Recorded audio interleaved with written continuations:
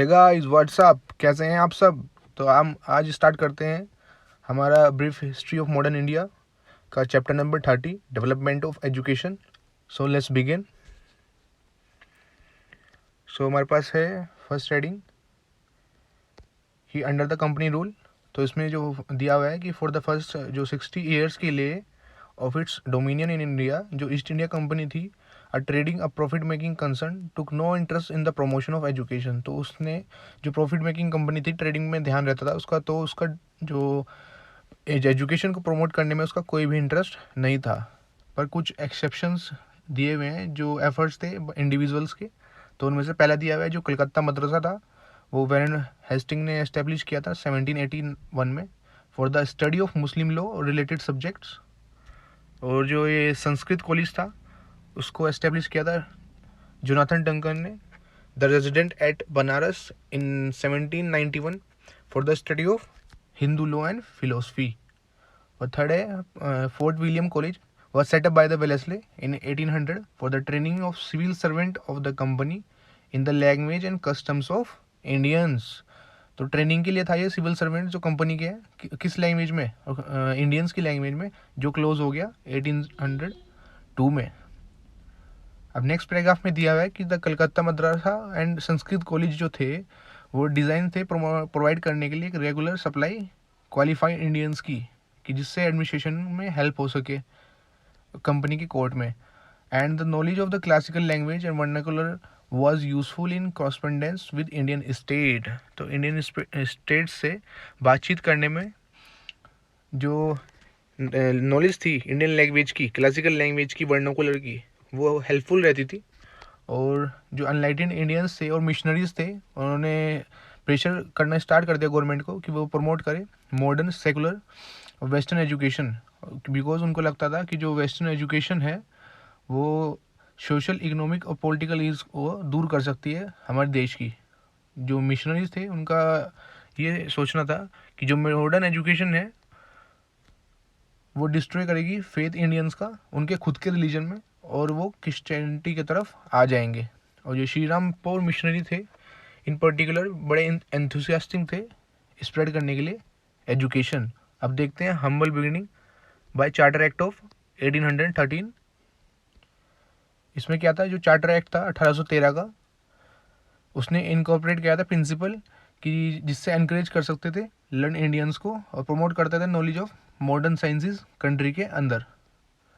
और इस एक्ट ने डायरेक्ट किया कंपनी को कि वो सेंक्शन करे 1 लाख रुपए एनुअली इस पर्पज़ के लिए।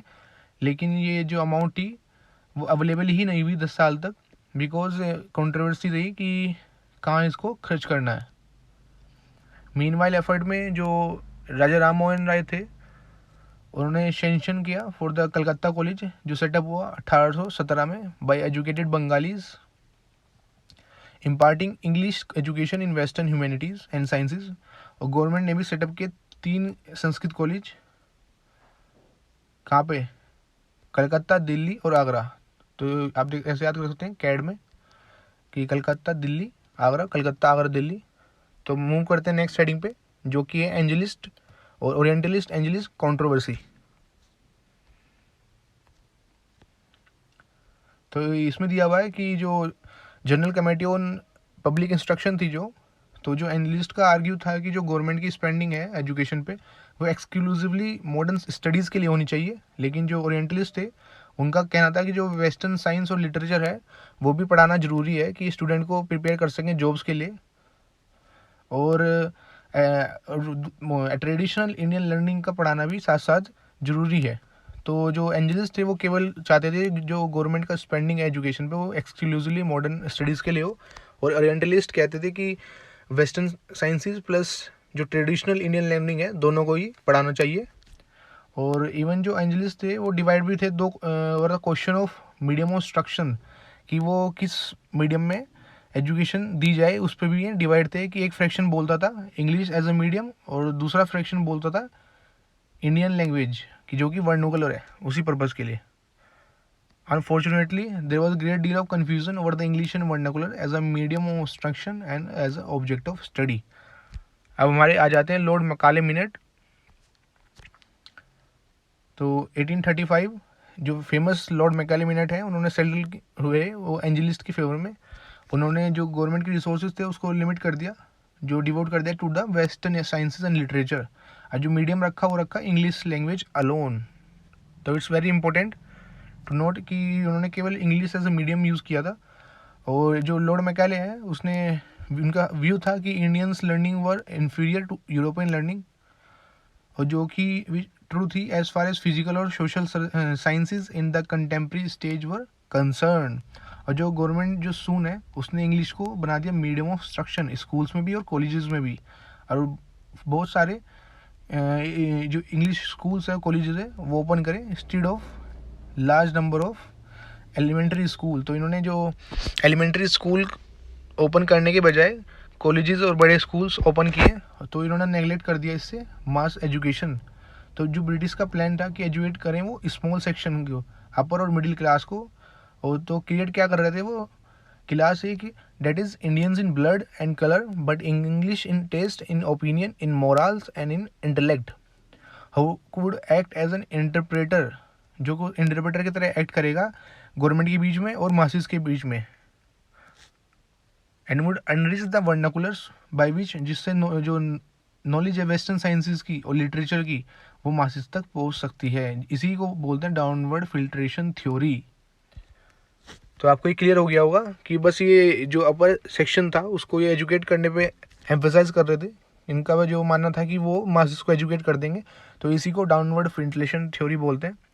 अब देखते हैं नेक्स्ट पैराग्राफ में कि जो मॉडर्न आइडियाज़ थे if not education did filter down to the masses, इनका मानना था कि भले ही एजुकेशन ना जाए लेकिन जो मॉडर्न आइडियाज़ हैं वो मासेस तक पहुँच जाएंगे, जो वो not in the form decide by the ruler but through political parties, press, pamphlets, public platform etcetera. तो जो मॉडर्न एजुकेशन है नॉट ओनली हेल्प कर रही थी this process by making available the basic literature on physical and social sciences to the nationalist, thus stipulating their capacity to make social analytics. Otherwise, the content, structure, and the curricula of the modern education serve colonial interest. अब देखते हैं effort of Thompson. तो James Thompson जो थे lieutenant governor थे ये north west provinces के, इन्होंने डेवलप करी एक comprehensive scheme of village education through medium of vernacular language. तो आप याद रखेंगे हमने अभी पढ़ा है मैकाले मिनट, वहाँ पे जो मीडियम था वो इंग्लिश था, अलोन इंग्लिश लैंग्वेज। अभी हम एफर्ट्स ऑफ थॉमसन देख रहे हैं, इन्होंने जो यूज़ किया था मीडियम वो था वर्नाकुलर लैंग्वेज।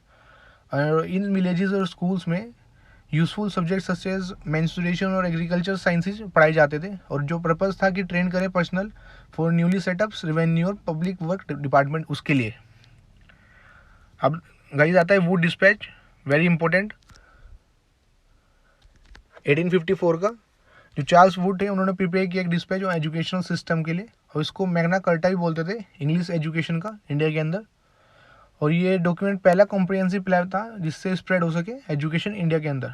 तो आपसे अगर पूछा जाए कि what was the first comprehensive plan for the spread of education in India, तो आप वुड डिस्पैच मार्क कर सकते हैं। और हमारा फर्स्ट पॉइंट था इसके अंदर कि इसने कहा गवर्नमेंट ऑफ इंडिया को कि वो रिस्पॉन्सिबिलिटी ले एजुकेशन मासिस की, thus representing the downward filtration theory at least on paper. और सेकंड, इसने सिस्टमाइज किया हायरार्की को from vernacular primary schools in village at the bottom, कि बॉटम में रखे वर्नाकुलर प्राइमरी स्कूल्स, और जो फॉलोड कर रहे थे फिर आए एंग्लो वर्नाकुलर हाई स्कूल्स, फिर ऊपर affiliated college at the district level, और affiliating universities in presidency towns of Calcutta, Madras और बॉम्बे। कहाँ पे? 3 जगहों पे। कौन कौन सी? BMC, बॉम्बे, मद्रास और कलकत्ता। तो अब देखेंगे माइंड में दोबारा रिवाइज कर लेते हैं इसको कि फर्स्ट पॉइंट में इन्होंने क्या कहा कि जो डाउनवर्ड फिल्ट्रेशन थ्योरी को ख़त्म कहा और एटलीस्ट पेपर में ही, और जो कहा कि जो एजुकेशन है उसको इन्होंने रिस्पॉन्सिबिलिटी लेने को कहा गवर्नमेंट को। और सेकंड पॉइंट है कि उसमें क्या है कि इन्होंने एक हायरार्की क्रिएट की कि वर्नाकुलर जो प्राइमरी स्कूल्स हैं विलेजेस के अंदर बॉटम में रखे, उसके ऊपर एंग्लो वर्नाकुलर और हाई स्कूल्स, और उसके ऊपर एफिलेटेड कॉलेज एट डिस्ट्रिक्ट और एफिलेटिंग यूनिवर्सिटीज़ कहाँ पे, BMC में, बॉम्बे, मद्रास और कलकत्ता के अंदर। अब थर्ड पॉइंट देखते हैं कि इसने रिकमेंड करा English as a medium of instruction for higher studies, vernacular को कहा कि स्कूल लेवल पे पढ़ाया जाए। और इसने स्ट्रेस दिया फीमेल और वोकेशनल एजुकेशन पे और टीचर की ट्रेनिंग पे। तो गाइज ये वेरी इंपॉर्टेंट पूछ सकते हैं कि फीमेल और वोकेशनल एजुकेशन पे किसने ज़्यादा एम्फेसाइज किया था, तो ये वुड डिस्पैच से स्टार्ट हुआ था। और it let down the education imparted in government institution कि वो एजुकेशन भी सेकुलर होनी चाहिए। और रिकमेंड किया system of grant in aid to encourage करने के लिए प्राइवेट एंटरप्राइजेस को भी। तो 6 पॉइंट है, आपको होप ये बिल्कुल क्रिस्टल क्लियर हो गए होंगे। अब देखते हैं डेवलपमेंट। तो इन 1857 जो यूनिवर्सिटीज़ हैं कलकत्ता, बॉम्बे, मद्रास में, वो सेटअप हुई and later departments of education भी सेटअप हुए सभी प्रोविंसेस में। और जो बैथून स्कूल हुआ वो फाउंडेड हुआ बाय JD बैथून के द्वारा कलकत्ता के अंदर इन 1849। ये फर्स्ट फ्रूट था जो पावरफुल मूवमेंट था एजुकेशन के, किसकी, वुमेंस की, जो अराउज हो गया था 1840 और 1850 में। बैथून जो थे वो पहले राष्ट्रपति थे ऑफ द काउंसिल ऑफ, जो अध्यक्ष जिसको हम बोल सकते हैं कि Bethune was the president of the council of education. Mostly due to Bethune का एफर्ट की वजह से ही जो गर्ल्स के स्कूल्स हैं वो सेटअप हुए और जो गवर्नमेंट है वो गवर्नमेंट की ग्रांट इन एड के अंदर अभी आए। और जो एग्रीकल्चर इंस्टीट्यूट एट पूसा जो कि बिहार में है और इंजीनियरिंग इंस्टीट्यूट एट रुड़की के अंदर वो भी स्टार्ट हो चुके थे। और जो आइडियल्स और मेथड थे जो वुड डिस्पैच के डोमिनेट कर रहे थे फील्ड को फॉर 5 डिकेड्स, जो which so rapid westernization of education in India. तो with educational institution run by European head masters and principals. और जो मिशनरी एंटरप्राइजेस थे वो भी अपना जो रोल है वो प्ले कर रहे थे। ग्रेजुअली जो प्राइवेट इंडियन एफर्ट्स थे वो आते हमें दिख रहे थे। अब देखते हैं after the crown took over, तो ये आता है हमारा Hunter Commission, Hunter education 1882 to 83। Earlier जो स्कीम्स थी वो नेगलेक्ट कर रही थी प्राइमरी और सेकेंडरी एजुकेशन को, लेकिन जब एजुकेशन शिफ्ट की गई प्रोविंसेस में 1870s के अंदर, तो प्राइमरी और सेकेंडरी एजुकेशन को सफ़र करना पड़ा because of the provinces already had limited resource at there disposal. उनके पास ऑलरेडी लिमिटेड रिसोर्सेज थे तो वो हायर एजुकेशन पे ही ध्यान देते थे। तो इन 1882 में अंदर क्या हुआ कि गवर्नमेंट ने एक कमीशन अपॉइंट करी under the chairmanship of W Hunter कि वो रिव्यू करे कि प्रोग्रेस ऑफ एजुकेशन को कंट्री के अंदर सिंस द डिस्पैच ऑफ 1854 जो वुड डिस्पैच आए थे। और जो हंटर कमीशन थी मोस्टली अपनी उसकी जो रिकमेंडेशन थी कन्फाइम थी प्राइमरी और सेकेंडरी एजुकेशन में। तो आइए देखते हैं इसकी जो रिकमेंडेशन क्या क्या थी। तो जो कमीशन है उसने एम्फेसाइज किया कि जो स्टेट है वो स्पेशल केयर रखेगी for the extension and the improvement of primary education. और जो प्राइमरी एजुकेशन है शुड बी इम्पार्टेड होनी चाहिए किसके थ्रू, वर्नाकुलर के थ्रू। तो आप ये सभी एक में याद रखेंगे मीडियम ऑफ इंस्ट्रक्शन सब में क्या क्या यूज़ किया गया है। जिससे वुड हमने डिस्पैच किया था और उससे पहले हमने थॉमसन साहब जो वर्नाकुलर पे थे और जो अपने स्टार्टिंग देखी थी मिकाले मिनट जिन्होंने English as a medium alone use किया। और जो ये हमारा थर्ड पॉइंट है इसमें ये बोलता है कि इसने रिकमेंड किया कि सेकेंडरी हाई स्कूल एजुकेशन में 2 डिवीज़न होने चाहिए। पहला है लिटरेरी जो कि यूनिवर्सिटीज़ में जाएंगे और जो एक है वोकेशनल फॉर कमर्शियल कैरियर के लिए कि हाई स्कूल्स में कि जो और ब्रिलियंट हैं वो लिटरेरी कैटेगरी में डाल दिए गए कि लीडिंग अप टू यूनिवर्सिटीज़ के अंदर, और जो वोकेशनल है कि उनका कैरियर बना सके। To drew you attention to an educate facility for female education specially outside presidency town and made recommendation for their spread. तो उन्होंने फीमेल्स के लिए भी अटेंशन कहा कि जो इनकी इन एडुकेट फैसिलिटी है उनको सही किया जाए, स्पेशली जो प्रेसिडेंसी जो टाउन है, और रिकमेंड करा उसके स्प्रेड करने के लिए।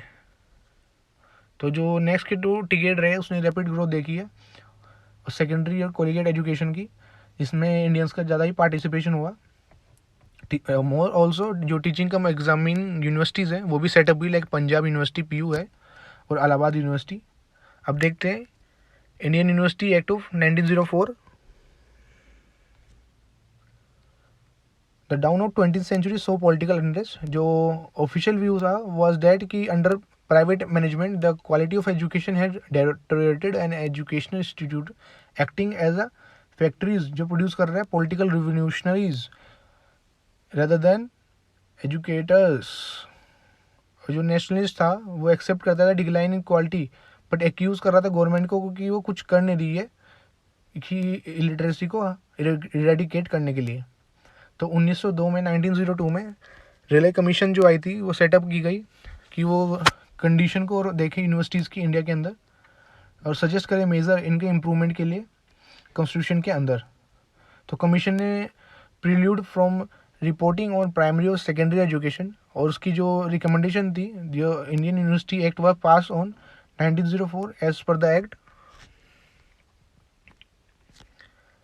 कि यूनिवर्सिटीज़ को दी गई ज़्यादा attention to study and research. Second, जो number of fellow of universities and their period in office were reduce and most fellow were to be nominated by the government. तो पहले पॉइंट में जो यूनिवर्सिटीज़ है उन पर ज़्यादा अटेंशन दिया गया रिसर्च और स्टडी पे, और जो नंबर ऑफ फेलो यूनिवर्सिटी के थे और उनके पीरियड ऑफ ऑफिस था उन्हें भी रिड्यूस कर दिया गया, और जो most of the fellows were nominated by the government. याद रखिएगा आप ये चीज़। और इसका जो थर्ड पॉइंट है कि गवर्नमेंट के पास अब वीटो जो पावर थी कि government was to have powers to veto universities senate regulations and could amend these regulation और pass regulation on their own, कि जो भी रेगुलेशन है उसको अब गवर्नमेंट अपने अंडर ले चुकी थी, और जो कंडीशंस है वो अब ज़्यादा स्ट्रिक्ट कर दी गई एफिलिएशन के लिए, प्राइवेट यूनिवर्सिटी के लिए, कि जो एफिलिएशन लेना होता है किसी भी यूनिवर्सिटी के लिए, जैसे CBSE का स्कूल्स के लिए लेते हैं, तो यूनिवर्सिटीज़ का एफिलिएशन है वो अब स्ट्रिक्ट कर दिया गया जिससे कम यूनिवर्सिटी ले सकें, और जो 5 लाख रुपीज़ हैं वो भी सेंशन करने लगे पर एनम हर 5 साल तक के लिए, जिससे इम्प्रूव हो सके हायर एजुकेशन एंड यूनिवर्सिटीज़। अब कर्जन है उन्होंने जस्टिफाई किया यूनिवर्सिटीज़ के ऊपर ज़्यादा control in the name of quality और एफिशिएंसी, बट एक्चुअली ये जो चाहते थे वो रिस्ट्रिक्ट करना चाहते थे एजुकेशन को, डिसिप्लिन करना चाहते थे education toward the loyalty of the government. और जो नेशनलिस्ट थे वो देखते थे एक अटैम्प्ट इसको कि जिससे इम्पीरियलिज्म स्ट्रेंथ हो गया, और जो नेशनलिस्ट फीलिंग थी उसको सबोर्डिनेट कर दिया गया, और इसको ही गोखले साहब ने बोला है रेट्रोग्रेड मेजर्स। तो ये लास्ट इम्पोर्टेंट है गाइस। तो आप समझ पा रहे हैं इसको कि जो नेशनलिस्ट थे जो हमारे इंडिपेंडेंस में के लिए फ़ाइट कर रहे थे, तो उसने जो ये ऊपर का एफर्ट दिया उसको देखा कि गवर्नमेंट जो है ब्रिटिश गवर्नमेंट अपने जो इम्पीरियलिस्ट कल्चर है उसको ही स्ट्रेंथ करने के लिए कर रही है और नेशनलिस्ट जो फीलिंग है उसको डाउन कर रही है। तो इसलिए गोखले ने इनको बोला था रेट्रोग्रेड मेजर। तो गाइस इस वीडियो में ये तक कंटिन्यू करते हैं। जो government resolution on education policy हम इसको नेक्स्ट वीडियो में देखते हैं। तो guys if you have any doubt you can ask me in the comment section and please hit the like button and subscribe to our channel. You can also join us on our Telegram channel 10M Expert IAS. Thank you.